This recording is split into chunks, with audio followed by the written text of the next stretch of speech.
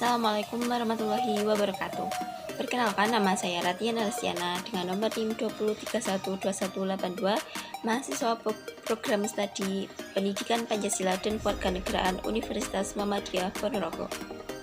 Nah, di sini saya akan mereview kembali materi dari mata kuliah kewirausahaan, yaitu pendidikan sebagai barang ekonomi. Nah, sebelum kita lanjut, kita akan membahas apa sih definisi dari ekonomi itu sendiri. Menurut Mulyadi 2006,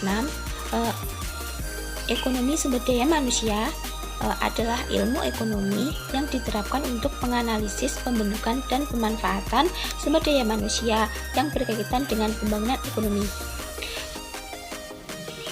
Dengan kata lain, sumber daya manusia merupakan teori ekonomi pada analisis sumber daya manusia. Nah, untuk perbedaan dari ekonomi sumber daya manusia dan ekonomi pendidikan adalah untuk ekonomi sumber daya manusia itu hanya berfokus pada pembahasan sumber daya manusia semata, sedangkan untuk ekonomi pendidikan berfokus pada bagaimana proses yang terjadi pada pendidikan dalam pencetakan sumber daya manusia yang berkualitas.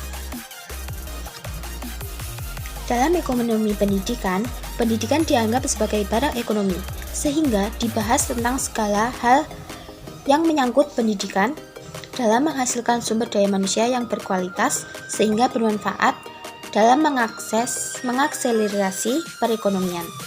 Pendidikan merupakan bagian dari investasi yang akan dapat memberikan keuntungan. Dengan melibatkan unsur manusia dalam analisis investasi, maka muncul gagasan baik dalam mengembangkan pemikiran untuk menjadikan pendidikan dan pelatihan secara terpisah apabila mana dibandingkan dengan teori ekonomi konvensional.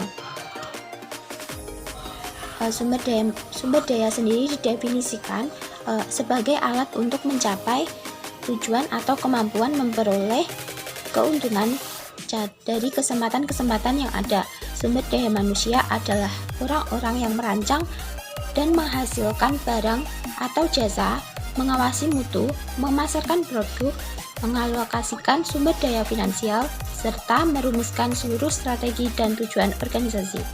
Tanpa orang-orang yang memiliki keahlian atau kompeten, maka mustahil bagi organisasi untuk mencapai tujuan. Sumber daya manusia inilah yang membuat sumber daya lainnya dapat berjalan. Alfrendi 2011 mendefinisikan pengembangan sumber daya manusia sebagai suatu usaha yang dilakukan baik oleh individu, rumah tangga, firma, maupun pemerintah yang ditujukan untuk meningkatkan kualitas sumber daya manusia. Pengembangan sumber daya manusia dapat disamakan dengan investasi, yaitu pertambahan nilai atau pertambahan manusia dari kondisi yang sebelum dilakukan pengembangan. Semakin tinggi tingkat pendidikan yang mampu dicapai oleh penduduk suatu negara, maka tingkat ketimpangannya pun akan semakin merata atau ketimpangannya akan semakin rendah. Hasil ini dapat dicapai bahwa semakin banyak orang yang mampu mengakses pendidikan, maka ia akan memiliki kesempatan untuk mendapatkan pekerjaan yang lebih baik, atau dengan pencapaian kualitas pendidikan yang lebih baik, maka akan memicu mobilitas sehingga akan menurunkan ketimpangan dalam jangka panjang. Contohnya saja, seorang individu yang mampu menyelesaikan perguruan tinggi, maka ia akan memiliki kesempatan lebih tinggi untuk mendapatkan pekerjaan yang lebih baik dibandingkan pada saat ia masih hanya sekedar lulusan SMA. Sebagaimana yang telah diketahui bersama bahwa untuk lulusan sarjana saja ini masih sulit untuk mendapatkan pekerjaan. Bagaimana jika ia hanya sekedar lulusan SMA atau bahkan di bawahnya? Dengan seseorang yang mampu mengakses pendidikan lebih tinggi, maka akan semakin tinggi pula kesempatan yang ia dapatkan untuk mendapatkan pekerjaan yang lebih baik.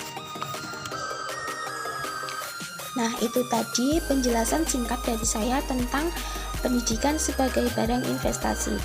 Mungkin itu saja yang dapat saya sampaikan, ada kurangnya mohon maaf. Wassalamualaikum warahmatullahi wabarakatuh.